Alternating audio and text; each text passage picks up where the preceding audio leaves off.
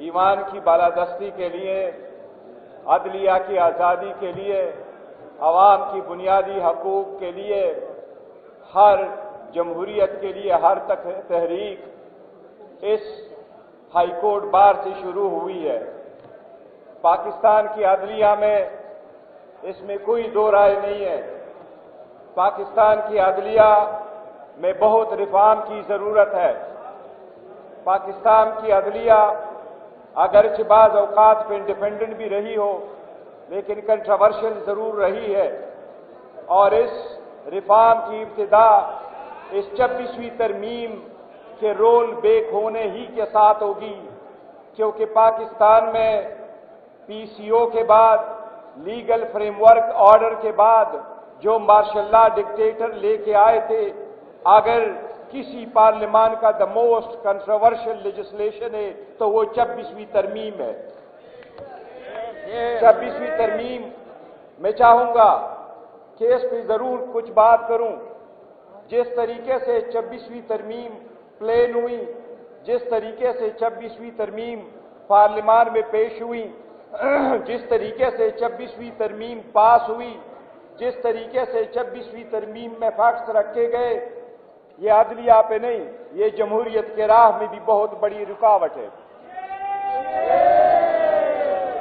پاکستان تحریک انصاف ایمان کی بالادستی پہ یقین رکھتی ہے، اس لیے مینڈیٹ کے چوری ہونے کے باوجود ہم ایمان میں رہے۔ ہم نے کہا ایمان میں رول پلے کرتے ہیں، حکومت کے ساتھ ساری لیجسلیشن پہ ساتھ دیں گے اگر وہ آئین کے مطابق ہے۔ ہم نے کہا پرسنل ایجنڈا نہیں ہے، خاناج بھی جیل میں ہے تو اس ملک کی آزادی کی خاطر۔ پاکستان تحریک انصاف اس پہ بلیو کرتی ہے۔ آرٹیکل 51 پرووائڈ کرتا ہے 336 کہ ایوان میں 2/3 میجارٹی 224 ممبر ہونے چاہیے۔ 96 آرٹیکل 59 پرووائڈ کرتا ہے 96 سینٹ کے میجارٹی میں 64 2/3 میجارٹی پرووائڈ کرتا ہے۔ آرٹیکل 238 اور 239 اسپیشل پروسیجر پرووائڈ کرتا ہے۔ اسمبلی کا رول 156 آئین میں ترمیم کے لیے اسپیشل پروسیجر پرووائڈ کرتا ہے۔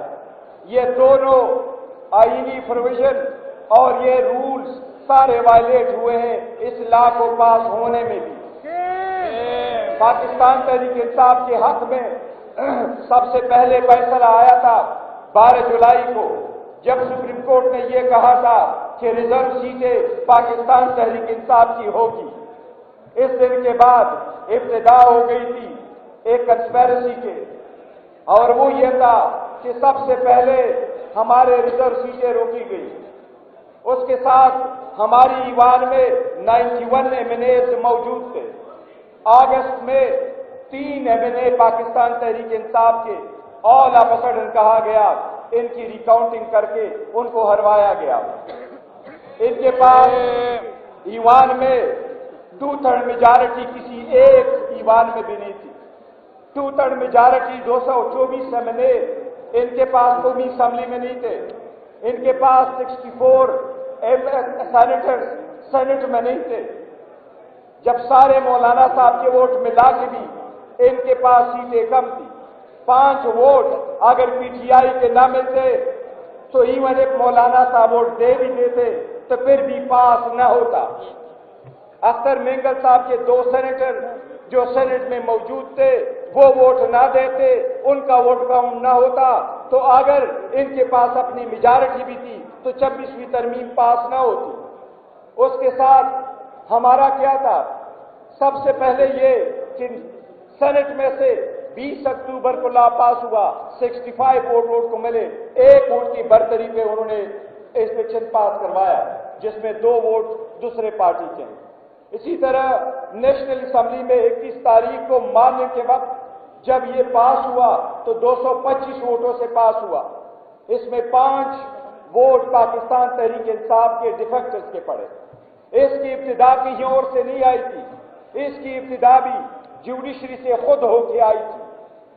صدر نے جو ریفرنس بھیجا تھا جس میں یہ بھی کہا گیا تھا کہ آرٹیکل 63 کے خلاف کاسٹ کیا ہوا ووٹ کاؤنٹ نہیں ہوگا.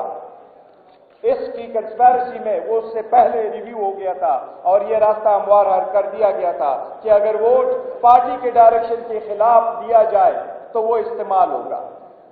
یہ سارے راستے ہموار کرنے کے بعد میں آپ کو اس کی تھوڑی تفصیل بتاتا ہوں کہ 26ویں ترمیم پلان کیسے ہوئی. یہ ان کی پلاننگ تھی. ہمارے 3 ممبرز کو ساتھ ملایا گیا، 5 کو ووٹ پہ ملایا گیا، اختر مینگل کے ووٹوں کو لیا گیا. اسی طرح میجارٹی پوری کر گئی. پاکستان تحریک انصاف ہمیشہ اس بات پہ بلیو کرتی ہے کہ ہر میجارٹی کا حق ہے، باوجود اس کے کہ آپ کا مینڈیٹ نہیں ہے، لیکن اگر میجارٹی سے لا پاس ہو جائے وہ پریویل کرے. اس کی ابتدا غلط ہوئی ہے اور یہ واپس ہر صورت یکسر مسترد کرتے ہیں. ہم سب سے پہلے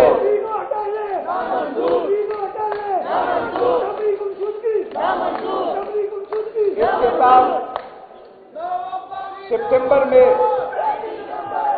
12 سپتمبر کو 1 سپتمبر میں جس وقت پاکستان تحریک انصاف کے ایمنے کو اٹھایا گیا، ایک اسپیشل کمیٹی بنی. مقصد یہ تھا کہ پارلیمان میں بیٹھے ہوئے لوگوں کو پروٹیکشن دے. وہ پروٹیکشن دینے کے بجائے پہلی میٹنگ 12 سپتمبر کو اسپیشل کمیٹی کی ہوئی، جس میں ایوان کی ہر پولیٹیکل پارٹی، پارلیمنٹری پارٹی جو وہاں موجود تھی اس کی نمائندگی تھی. اس میں اچھگزے صاحب بھی موجود تھے، اس میں بھی موجود تھا باقی پارٹی کے سربراہان کے ساتھ. ہماری پہلی، دوسری، تیسری میٹنگ ہوئی. ہمیں سب سے پہلے مرتبہ یہ بتایا گیا حکومت کی طرف سے کہ 26ویں ترمیم آ رہی ہے. 26ویں ترمیم کا ڈرافٹ کسی کے پاس نہیں تھا.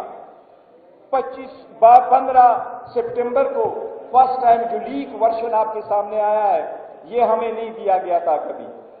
اسمبلی میں کمیٹی کے اندر ہمیں یہ بتایا گیا کہ ہم 3 قسم کی 5 قسم کی چینجز لانا چاہ رہے ہیں. یہ فرسٹ ٹائم ہے.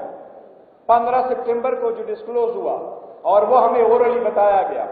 پہلے یہ کہ ہم کنسٹیٹیوشنل کوڈ لے کے آنا چاہ رہے ہیں جس میں سے 7 سے 9 ججز ہوں گے. دوسرا، جوڈیشل کمیشن بنانا چاہ رہے ہیں جس میں سے آئندہ پارلیمنٹری کمیٹی کا رول نہیں ہوگا، سارے اکٹھے بیٹھے ہوں گے.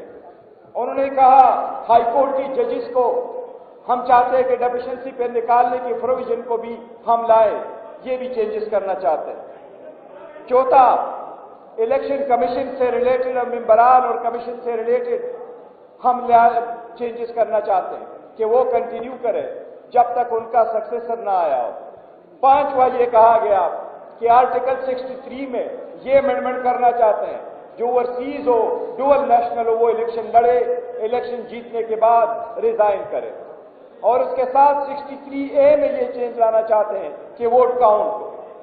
لیکن یہ ہمیشہ یہ کہا کرتے تھے کہ ہماری بات ہوئی ہے، اس رات شاید ان کی بات نہیں بنی تو دا نیکسٹ ڈے اسمبلی برخاست ہو گئی اور یہ سارا میٹر لیفٹ اوور ہو گیا.